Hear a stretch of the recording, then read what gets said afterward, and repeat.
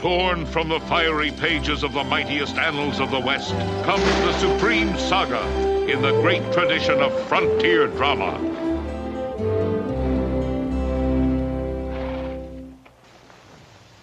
Schwarzes. Did you grow up with the NES, PlayStation, Star Wars, cartoons, and 80s TV? Do you like to think who would win in a fight between Batman and the Master Chief?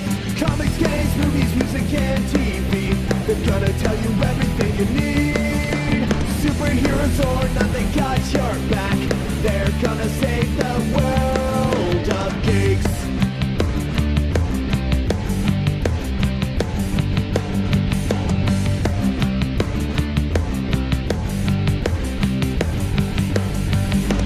Games, movies, music, and TV.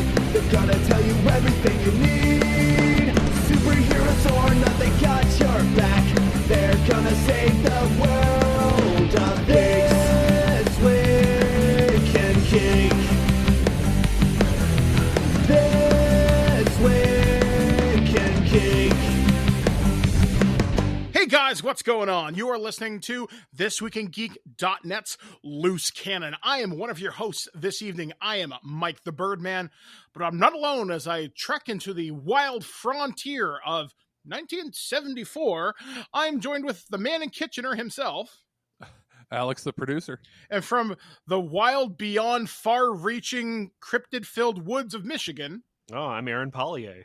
Yay! We are all back here on the show as we close out the month of November. Hopefully you have stayed safe. You've been watching some fun entertainment. And, you know, one of the things we like to do on the show is to talk about absurd movies, absurd action, absurd comedy. I don't think we've done a sexy one yet. That's probably Valentine's Day. We'll probably review like a stupid... It all depends. Do you consider the Andy Sedaris movies? Kind of, because the one girl I really like, but she was only in the first 2 or 3 movies, and then she left. What you're saying is we haven't hit the realms of late 80s, early 90s sex comedies, or erotic thrillers, like with like Silk Stockings or basic whatever. Attraction, basic what's Gene Simmons' wife? Oh shit! That's gonna bug me now. Shannon Tweed. That's it. She did like 100 million of those in the late 80s, early 90s. And with Hulk Hogan in Shadow Warriors or whatever. Yes. So yes, we are going to be doing a lot more absurd stuff as time goes on. But as we begin to wind things down here on ThisWeekInGeek.net, as we head towards our winter break, which should begin on December 7th, I think. There still will be some stuff coming out, but as far as live stuff, you're not putting me near a microphone. You can't make me. Anyway, so this evening's tour de force is actually a classic that Alex has a lot of history with and was highly recommended to me and Aaron, this Mel Brooks movie. And you hated it. Yeah, kinda. Allow me to. I like parts of it. Okay. So this movie, Blazing Saddles. Yes, we are talking about Blazing Saddle, which came out back in 1974, and you could not make this movie today. In the first 2 minutes, you could not make this movie today. I will argue you could. You couldn't release it in theaters today. Yeah. So, do you want me to talk? Well, no, Alex, you should really talk about this movie. Yeah, first I'll give a bit of background as to why I suggested it. It's in my top 5 or so comedies of all time, and that is probably tied to when I saw it, and how I came about seeing it. My uncle was into getting me classic comedies on VHS tape for my birthday every year.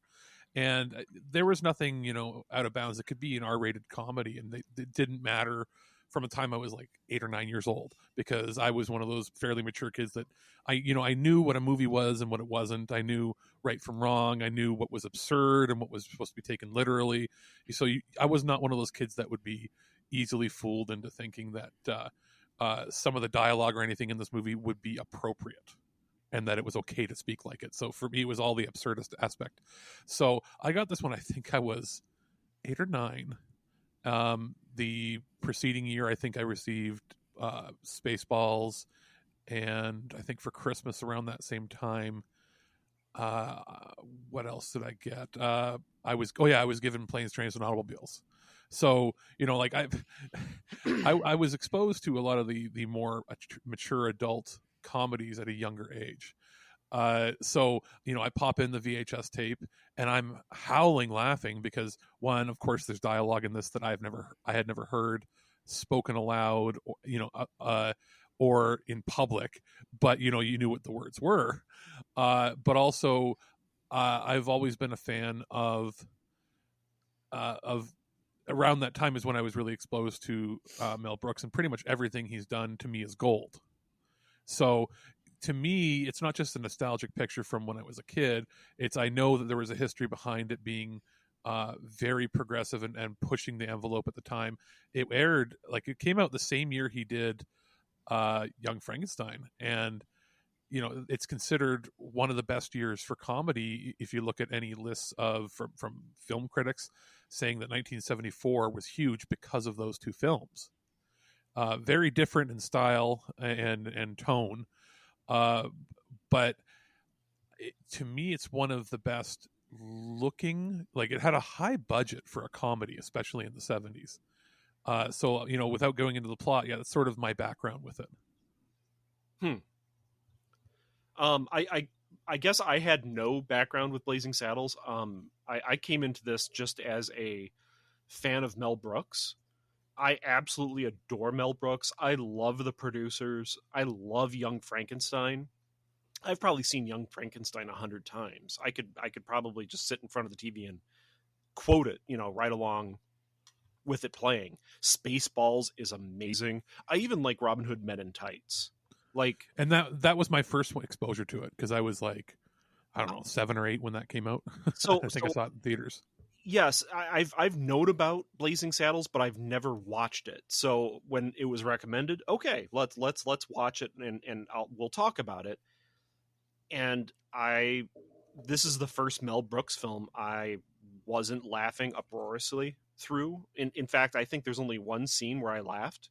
Everything else, I was just kind of either shocked by the dialogue, at how awful it was, and it was being played up for comedy, but it was shocking, or it was slapstick that was just too slapsticky, type humor, or I don't know. It looked good. It was a very well made film.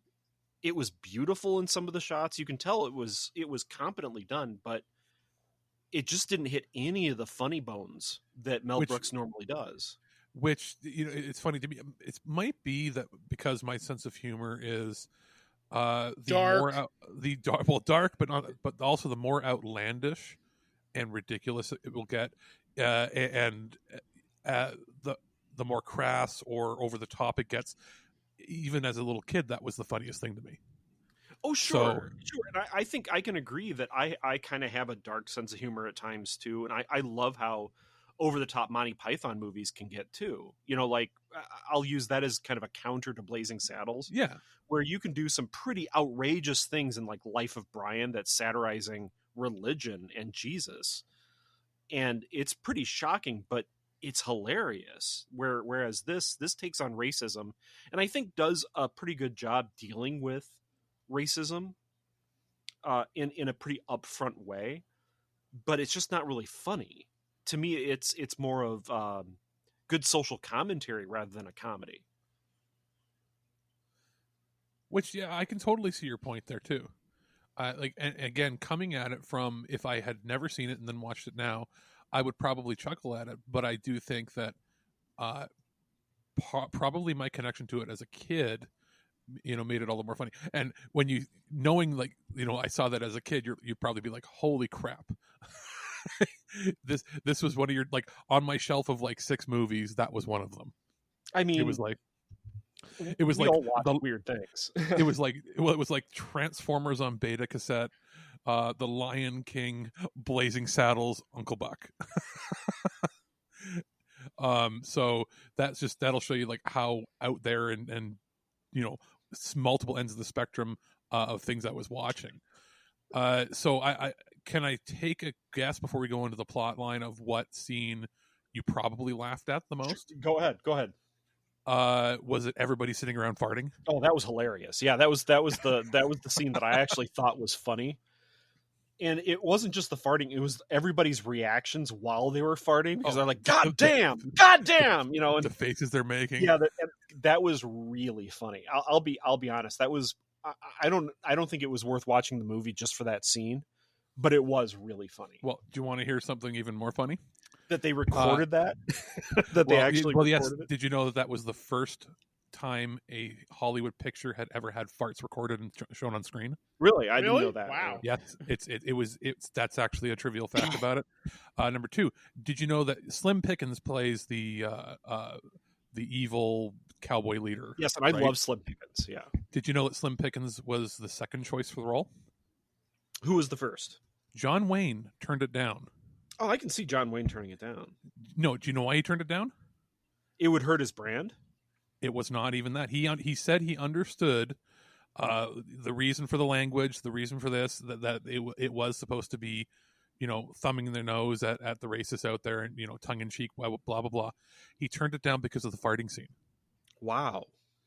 He said he turned it down, but that he would be the first person in line to buy a ticket. And then they went with Slim Pickens, and he apparently had similar reservations at first, read the whole script, and then said, all right, I'll do it on the condition that I'm completely, you know, basically supposed to be a straight man through the whole thing. And they're like, that was the intention. So he said, sure. So yeah, like it's little factoids like that, you know, make you go, okay, I get it. You know, it probably was that John Wayne didn't want to do it because it would tarnish his brand. But, you know, at least when he had the meeting with Mel Brooks, he's like, I'll do everything. He goes, it's just this one scene I can't do. And it's like, why? He goes, and he was like, farting on camera. Yeah. Like how, like that was the last straw.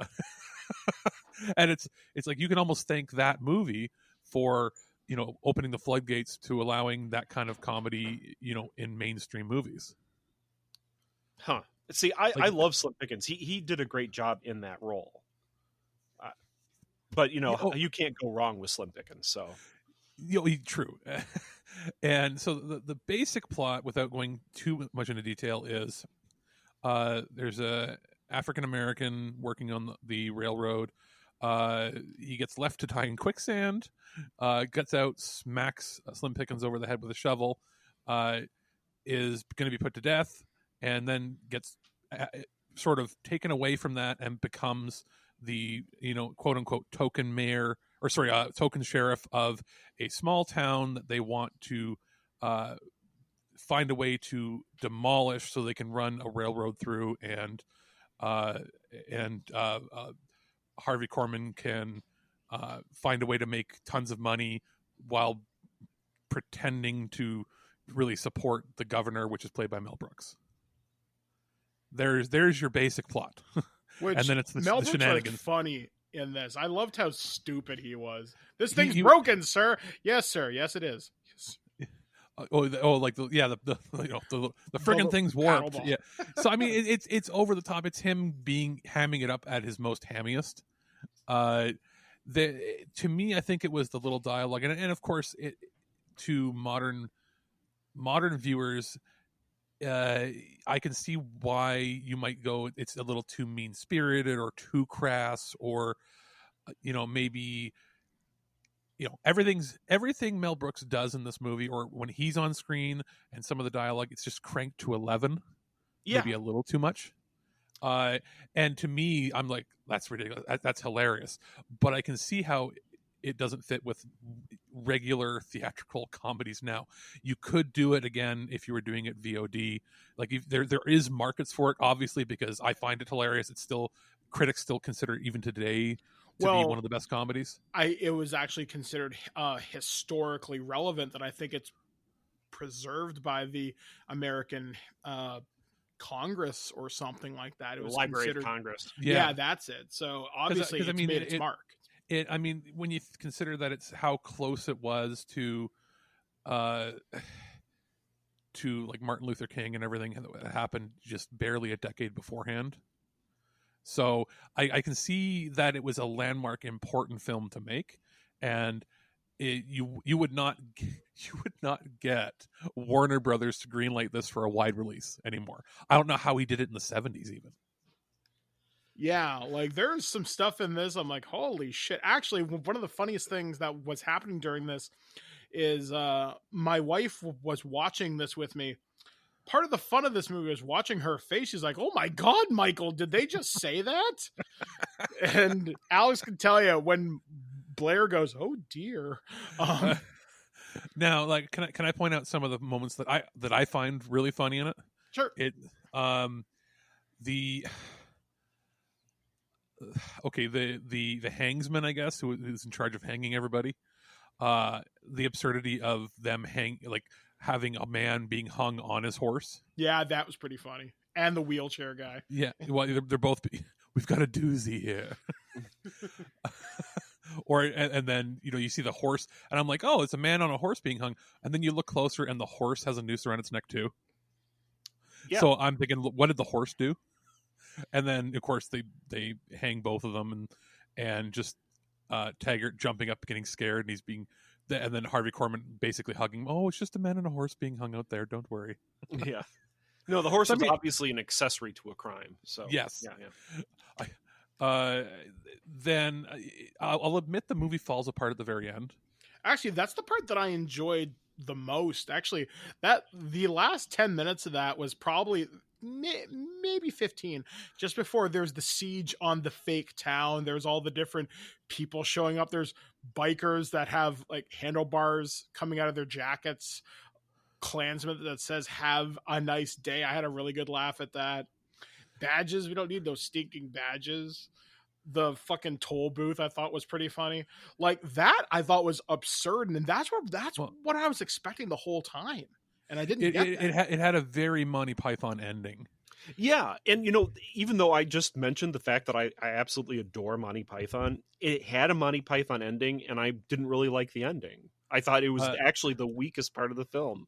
Believe it or not. Did you at least like the whole, like how it's supposed to be them at the commissary, and they're all sitting down or people are having lunches, and there's the guy playing Hitler in a movie. Oh yeah. How long do they have you? Up until the bunker scene. Yeah, and he goes, that was a chuckle from me. I will admit that was a chuckle because I thought that was good. Yeah. And they lose me after the bunker. Yeah, they lose me after the bunker. The third time that I laughed, it was when Mel Brooks was playing the Indian chief. Yeah, because he was speaking in Yiddish. Yeah, it was all in Yiddish. And here's the weird thing. I didn't recognize the fact at first that he was speaking Yiddish. I just kind of understood what he was saying. And then I'm like, whoa, wait a second. That's Yiddish. I got it. I got what he was doing. And I was like, oh, that's clever. Thank you. Thank you, Mel Brooks. You made me hear words that I haven't heard since my grandmother died. I appreciate that. Yeah. So yeah, like it's and of course it's all related. The entire movie's related to race relations, right? Yeah. Like the whole idea of them letting the caravan go is because they're darker than them. Yeah, and they've already got it, worse off than us. They're darker than us. Just let them go. Have you seen them? Wow, yeah. And I should say that after drawing a blank on his name, brain fart. After Cleavon Little, who's playing Sheriff Bart, arrives to the town. I did laugh a fair bit at the whole him taking himself hostage when they're all being hostile towards him, and that's like almost like vaudeville type of an act. Yeah, it was really over the top. Like, I don't know. It seemed almost out of character for the movie being that ludicrous, and that's saying something with Mel Brooks. I mean, that's hard to say with Mel Brooks, and here I'm saying that I absolutely adore Young Frankenstein, and there's some incredibly ludicrous crap in that, but I don't know, it seemed out of place almost how him taking himself hostage, and then like the townspeople just kind of go along with it.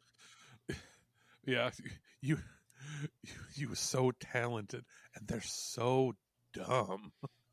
Gene Wilder's great in this. Oh, absolutely. Like, yeah, I don't think I've ever seen him do a bad role. I don't think so either. I really like Gene Wilder. Even like I haven't seen all 4 of the movies he did with Richard Pryor, but I'm not sure if the last one or two were as good, but I have seen others, and he's pretty. Even if a movie isn't great, usually he's good. Have you seen Frisco Kid? No, and I've really wanted to. Okay, let me give like a minute about Frisco Sure. Kid, because it's tangentially to me related to Blazing Saddles, because it's a Western as well. But it is Gene Wilder's playing a Jewish rabbi, that's coming from Poland in like 1850, and he's having to go to San Francisco, I think it is. And Harrison Ford's in this movie too. He's like the other lead in this movie, and so there's lots of Yiddish in that, and some ludicrous comedy. But it's more like a movie that's played straight with comedic elements in it that are really good. I highly recommend Frisco Kid. Gene Wilder is, I think, at his peak performance in that movie. Okay, yeah, it's always been on my radar. I just never had a chance to check it out. Highly recommended. And I would say another highlight to me in this film is Harvey Korman playing Hedley Lamar. Yeah, that guy was pretty funny. And over the he- top. I loved it. Yeah, I'll agree. He was pretty good. I liked Madeline Kahn. Like I actually did like a double take to make sure that was Madeline Kahn as Lily von Stoop. Von Stoop. Because I know her from Clue. Like that's kind of where I get. I mean, she's in Young Frankenstein as well, but I tend to associate her with Clue more than anything. And I was like, oh my God, that's her. Oh, that's great. And her kind of interplay with everybody, and her interplay with, I think she has one scene with Harvey Korman. Doesn't she? Yeah. I'm pretty sure she does, where he's fawning over her. Yeah. Anyway, I freaking love both of them. Harvey Korman was good in this. And anyway.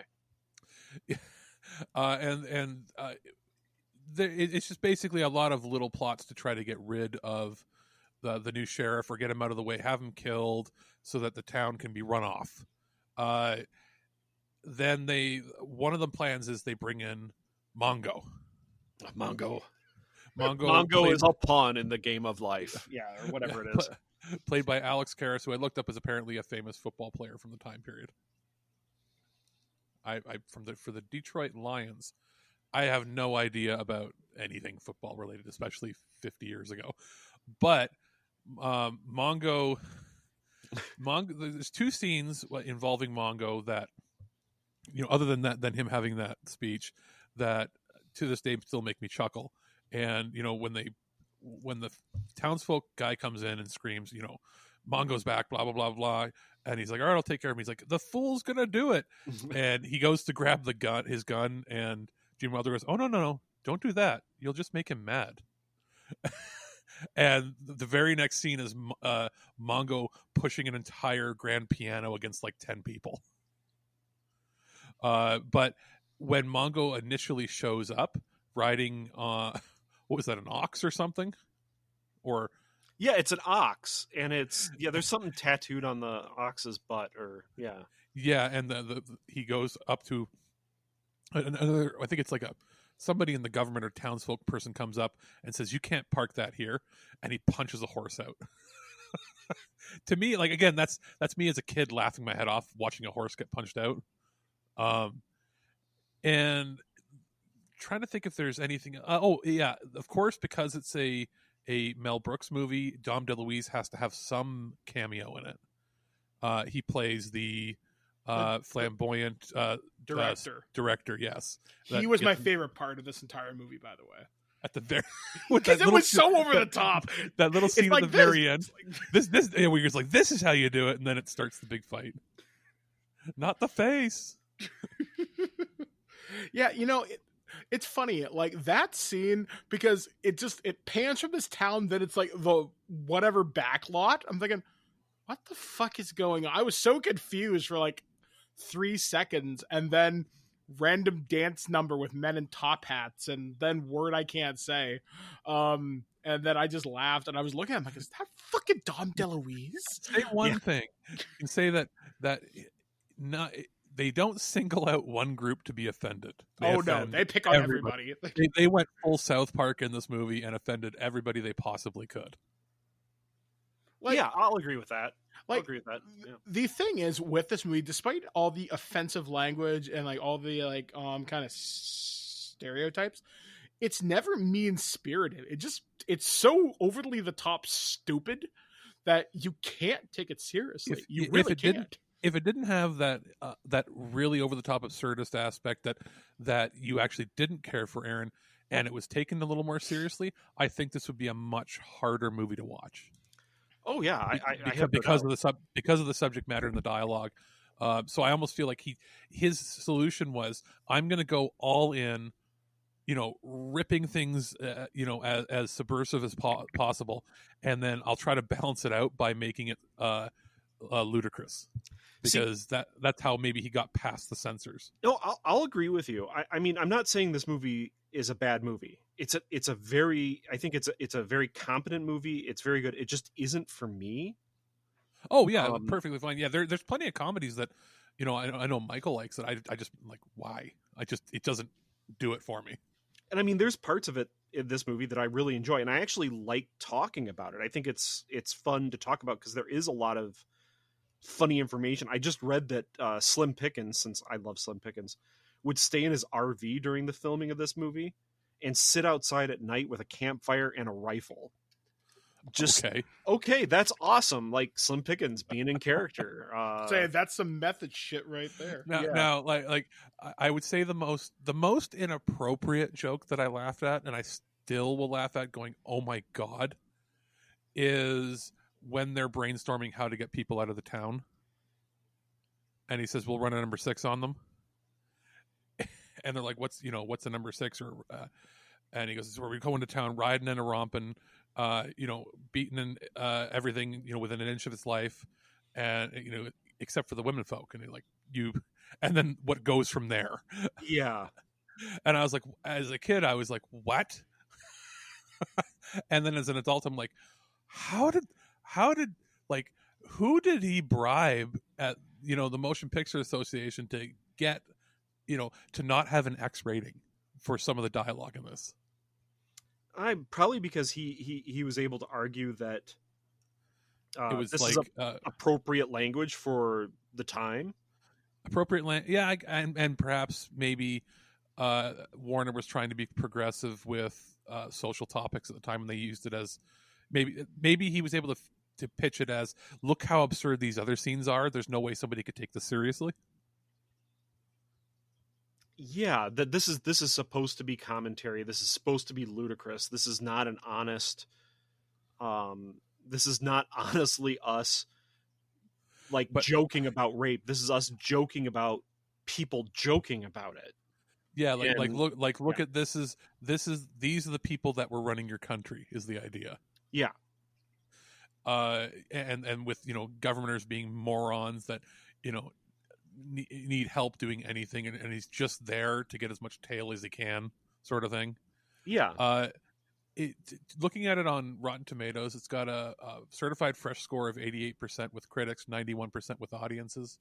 The critics' consensus is daring, provocative, and laugh out loud funny. Blazing Saddles is a gleefully vulgar spoof of westerns that marks a high point in Mel Brooks' storied career. I'll say this: I would watch this a million times over anything that Adam Sandler has done, like that western he did for Netflix. Oh, I agree. This is far better than or whatever it is. Or what is it, A Million Ways to Die in the West or something? No, that's Seth MacFarlane. Yeah, you're thinking of the Ridiculous Six he made for Netflix. Yeah, okay, that's right. Yeah, either of those. Oh, this is obviously far better than an Adam Sandler comedy by far. I might be like kind of down on it a little bit. And don't get me wrong, I'm not down on this movie. I think it's yeah. I'm sorry if I overhyped it for what your expectations were. Yeah, like honestly, I was expecting like this is what Alex loves. This is going to be awesome, and I was like, this is now right? Watching it, Michael. Do you see? You can look at this and go, do you see that? Yes, this is very much an Alex movie. Oh Christ, yes, this is so you. Oh my God, this is you. The only preconception that I had about it was this is going to be like Young Frankenstein. Yeah, and I should have mentioned that they're very. It was interesting how different they were, seeing as they both had the same star and they came out the same year from the same director and writer. So he went two very different directions with it. Yeah, and that's okay. That's great. I mean, have your range, you know. It's just that I didn't think a lot of the jokes were funny. I thought the acting was great. I thought the direction was great. I thought the writing was solid. It just, didn't make me chuckle. Let's put it that way. Fair enough. So, I think we're probably going to close out this episode. Do you have any final thoughts, Michael? I mean, honestly, do you think you'd watch it again under different circumstances, or would you watch it if you had a bunch of people over that have never seen it just to see their reactions? No, honestly. I mean, and I don't say that to be the super non-fun guy in the room. I'm glad I saw it because I wanted to know what all the hype was about, why you love it, why it was culturally and historically significant. But once was enough. I mean, of all of Mel Brooks' stuff that I've seen, which admittedly is not a lot, my favorite thing is still Spaceballs, and from what little I've seen of the producers. So I don't know. I mean, I wish I could say that I loved it as much as you did, but at least I saw it. I'm glad I saw it from an academic standpoint. Fair enough. I think this was 1974. You're pretty much at the height. The Godfather's out. You're at the height of when the studios, the old studio system broke down, and they were like, all right, we're going to let filmmakers make whatever they want and give them decent budgets before 80s corporate Hollywood took over. So I think that a lot of it isn't that. I don't even think this could have been made in the 80s. It couldn't have been made in the 60s, and it couldn't have been made in the 80s. I think it could have only been made in the 70s. Yeah, I'll agree. So those are our thoughts on Mel Brooks's film Blazing Saddles. What are your guys' thoughts on this? As always, we do welcome your feedback and suggestions for movies for us to check out. We have access to pretty much every digital streaming service that there is. If not, we've got Amazon, as long as we have enough of a heads up. So anyway, for This Week in Geeks Loose Cannon, I have been your host, Mike the Birdman. I've been joined within the wilds of Kitchener, Alex the producer, the spooky woods of Michigan. I'm Aaron Pollyea. And we'll catch you guys again next time, right here on ThisWeekInGeek.net. Well, that's our show. All right, here's the deal. Every time you watch my show, I will send you $40. Checks will not be honored. You've been listening to This Week in Geek, your source for guaranteed nonsense or your money back. Tune in next week for more info on the most important things you didn't need to know. Check out our website at ThisWeekInGeek.net and subscribe to our podcast through iTunes or any podcatcher. If you'd like to comment on this episode, head over to this episode's post at ThisWeekInGeek.net and leave a comment through Facebook Connect. Follow us on Twitter at ThisWeekInGeek.net and follow our Instagram at twig_official_podcast. Social media not your thing? Send us an email at feedback@ThisWeekInGeek.net. We'll see you next time, and remember, lower your shields and surrender your listenership. Just when you think this show is terrible, something wonderful happens. What? It ends. I have to go. Somewhere there is a crime happening.